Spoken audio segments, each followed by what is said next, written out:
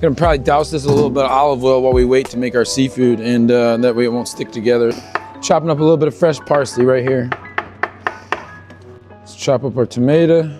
So listen, things don't have to look pretty. As long as you're using fresh ingredients, everything's gonna taste really good. You're gonna feed your family some wholesome, fresh food, and everybody's gonna be really happy. Here we go. Right now I'm gonna peel some wild Gulf shrimp. These are my favorite shrimp to use, and they take a little bit of extra effort, but they're worth it. You're worth it. Okay, so when you peel a shrimp, I like to hold the tail section and then grab the little legs and just peel back the shell. And then in order to get the tail off without messing up the shrimp, you just kind of squeeze it, watch. That's it. But this is a very dangerous, very good way to devein a shrimp. You take your knife, usually you use a small paring knife, but I don't have one. And you take your shrimp and you hold it like this. Watch this, guys. Be very careful when you do this. So basically you're cutting open the back of it, and then you're just gonna pull the vein out. Super easy. All right, so we got these beautiful scallops. These are Hokkaido scallops. You don't have to do a darn thing to them. They're perfect little gems. So we're not gonna do much to these. We're just gonna put a little salt on them.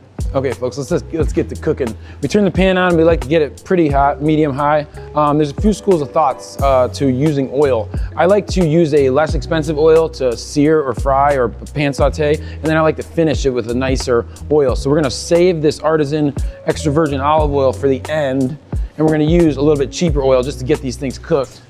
And you do not have to sear, saute, or fry things in olive oil. You can just use regular oil and then finish with the olive oil for flavor. Okay, the oil's been heating up. It's ripping hot, ready to go. And when you hear the sizzle, you know. So we're gonna sear off the scallops and the shrimp. Sorry, you wanna space them out just a little bit. This pan could be a little hotter right now, but let's just roll with it.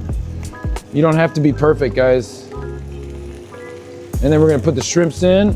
And we're gonna sear these off a little separate from when we're gonna make our sauce so that we can reincorporate it back into the sauce and have a nice sear on the seafood. And here's where you wanna add just a little bit of salt so you can season up your seafood as you're cooking it. No big deal, don't measure it, no need. We're gonna let that cook for about, I don't know, 60 seconds. We're gonna flip, let it cook for another 60 seconds, pull the seafood, and then start incorporating our ingredients to make our nice little sauce. Listen, when it comes to cooking scallops, you do not need to be worried about cooking it all the way through. You wanna get a nice sear on it, get some nice caramelization to it, but you can eat these scallops raw, so there's no need to overcook them. Okay, it's time to flip. Let's go. Get a nice color on there. One at a time, folks, one at a time. Don't be scared. Like that color. Flip the shrimp. Here is where we're gonna start adding